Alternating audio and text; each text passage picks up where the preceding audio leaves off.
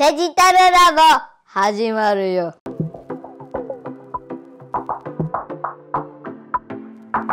デジタルラボカズチューブです。このチャンネルでは手書き風デジタルをコンセプトに発信しているチャンネルになります。今回は木材に関してちょっと詳しく話していこうかなと思ってます。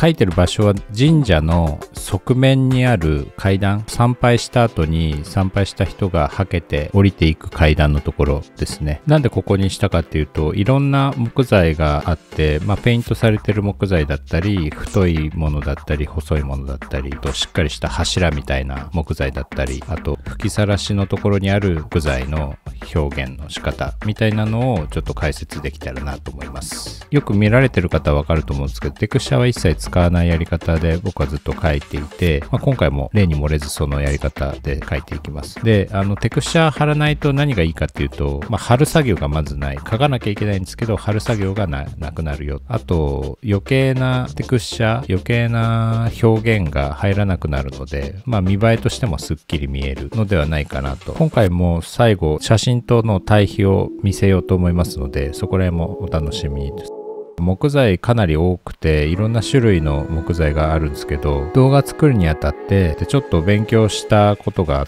て、こちらの写真なんですけど、これもみの木ハウスさんっていう Google でググったら出てきたんですけど、この写真が超わかりやすくて、板目と正目っていうのがあって、でその他にも木目っていうのもあるらしいんですけど、これはあんまりちょっとイレギュラーなんで今回は説明しません。で、この大体2種類からなる木材の、切り方ですね。切り方でその木目の表現、表面の見え方が違ってくるっていうのなんですけど、必要ない人には必要ない情報なんですけど、僕は結構興味があって、それに関して今まであまり深く探ってこなかったんで、ここでいい機会なので皆さんにシェアしたいなと思って、本当に使える豆知識じゃないけど、迷った時にはいろいろ使えるようになるかなと思うんで。で、板目と正目で模様が違うんですよ。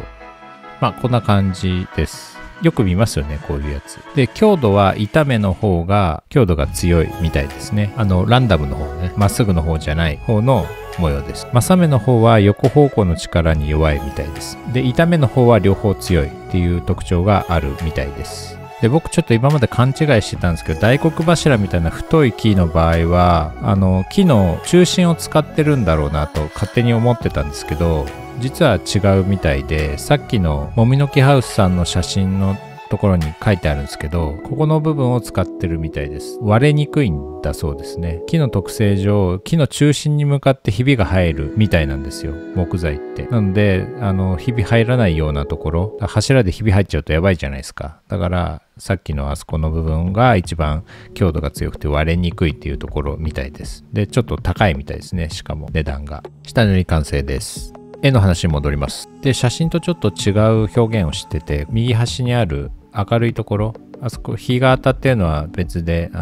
自分の方で絵にならなかったんで、ちょっと光をさせていただきました。写真はね、これ影面なんですよ、全部。なので割とペターっとした感じになっちゃったんで、奥だけちょっと光を当て、わざと入れたっていう感じになりますね。前回の動画でも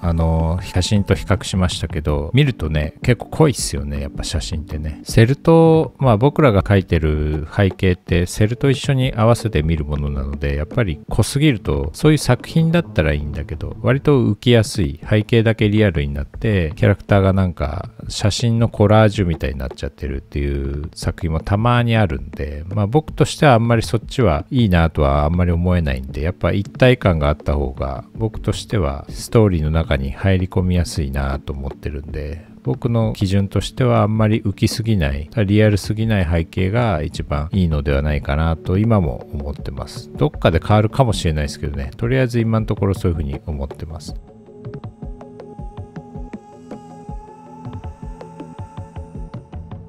ここは板目になってそうですね、ここの木材。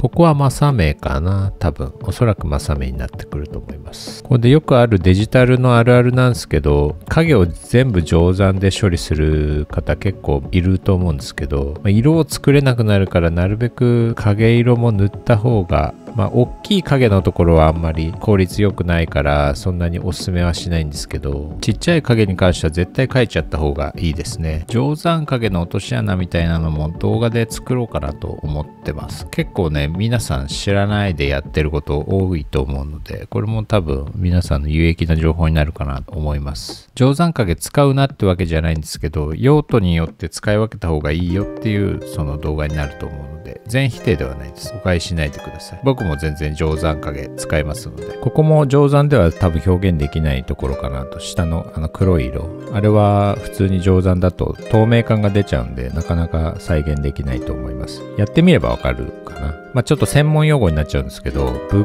クってあるんですよね。キャラクターに挟む素材のことなんですけど、レイヤーを1個ポコッと載せるっていうのがブックって言うんですけど、アニメ業界で言うと、例えば手前の手すりの後ろにキャラクターがいるってなると、手前のその柵の部分を前に持ってこなきゃいけないので、その場合そのブックっていう処理をしないといけないので、その時に定山が噛んでると、Photoshop 詳しい人はわかると思うんですけど、統合した時に色がね剥がれちゃうんですよ。通常の色に変わっちゃうんですよね、はみ出した部分が。まあ処理的にも結構通常影って意外と楽ちんで、使ってみるとわかるんですけど、色化けがないので、そのままその見たままの状態で統合される。まあクリッピングとかすれば問題ないんですけど、そこら辺がやっぱり処理が甘い人が定山影をバンバン使いすぎると、そういう処理化けみたいのが出てきちゃうんで、美術の人は最終的にチェックするのは、そこも結構労力かかるっちゃかかるんで、僕の場合はあんまり必ずクリッピングしてねとか、定山影全然いいんだけどクリッピングしてはみ出さないようにしてくださいっていうのは注意はしています。美術の人って結構ね、そういう雑務で時間取られちゃったりするんで、とってももったいないんですよね。だから末端の作業者はある程度そこら辺の事務作業を軽減できるような、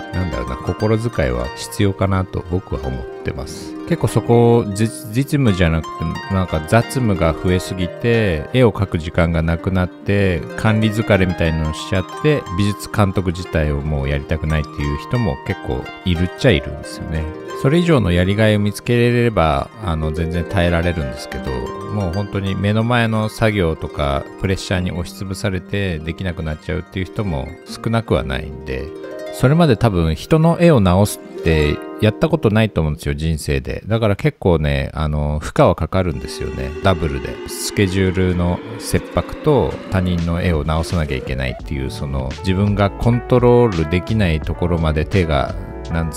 意識が拡張するみたいな感じなんですけど、それって今まで体感したことないはずなんで、普通の絵を描いてる、好きで絵を描いてた人たちは。だからそこでね、すごくねもどかしさを感じるんですよ。自分以外の人にこうしてほしい、ああしてほしいっていうのをどこまで強要できるのかとか、とってもシビアな問題なんですけど、本当にねそこはみんな初体験するんじゃないかな、そこで。だから、そこでやりがい見つけれればいいんですけど、実際確かに向いてないなって自分で思っちゃう人もいるんですよね。やったことないからね、向いてる向いてないも何もないんですけど、私にはって思っちゃうと本当にもったいないな。せっかくそこまで美術監督できるまでの知識だったり絵を認められてそこの立場に行くので、もったいないなとは思いますけど、心がね壊れちゃったらやっぱり描けるものも描けなくなっちゃうんで、それはたくさん人見てきたから。僕はあんまりなったことないんですけど、なる前にやっぱり自分でコントロールしないとダメですよね。だから心と体がつながってると僕は考えてます。若いうちはね、体に無理が効くんでやっちゃうんですよね。で、体無理するとどんどん心が疲弊していくんで、だから僕は業界入って半年ぐらいして、このままじゃやばいと、どんどん体力なくなっていくと思ったんで、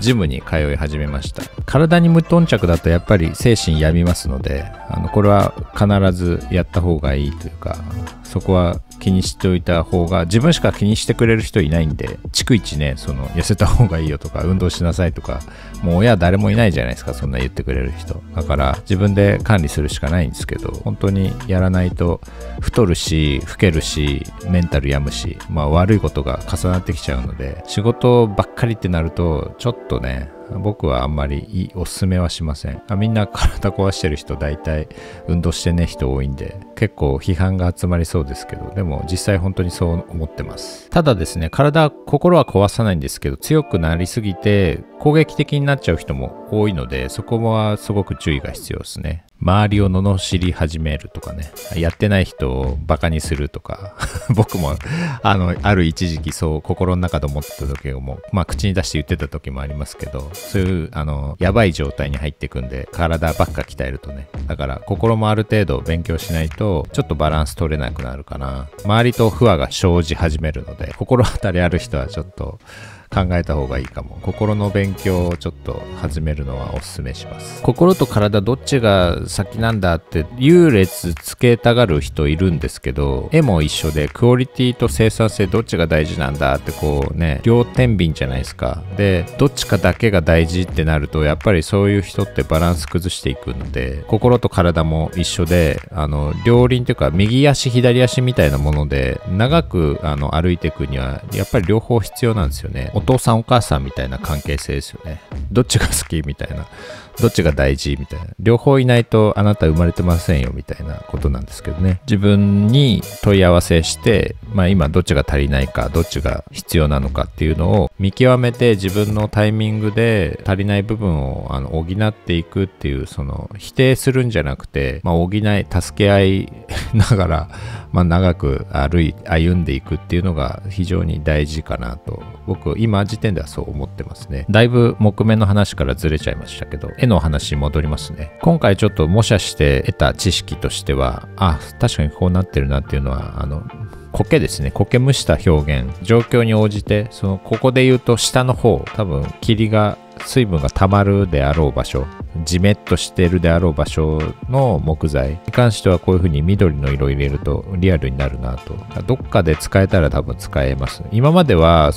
土の上に置いてある木材だったりすれば、土の跳ね返りだったり雨での跳ね返りだったりで白い色、土の色拾ってそのまま下の部分に少し足していくみたいなことはやってたんですけど、今回から場所に応じてですけど緑のやつを足してリアリティを少し出せるかな。あとちょっと細かいテクニックなんですけど、こういう地面、パースの目地も何もない地面ってちょっとタッチをパースに沿って入れないと見えにくい絵になってしまうんで、やっぱそこはちょっと気を使うところはあるかな。アニメーション表現と絵の表現として、写真はさとか言って今フィルター外れちゃいましたね。このようにフィルターはとても大事なんです。はい。写真は写真、リアルだから疑いようがないと思うんですけど、絵は偽物なので、ある程度やっぱりそこの本物感を出していかないとっていう意味で、ちょっと分かりやすくするために、そういう処理も入れていかなければいけない場所もあると。別にいけないわけではないんですけど、見やすさを出すために、そういう気遣い、筆遣いが必要になってくる。やりすぎると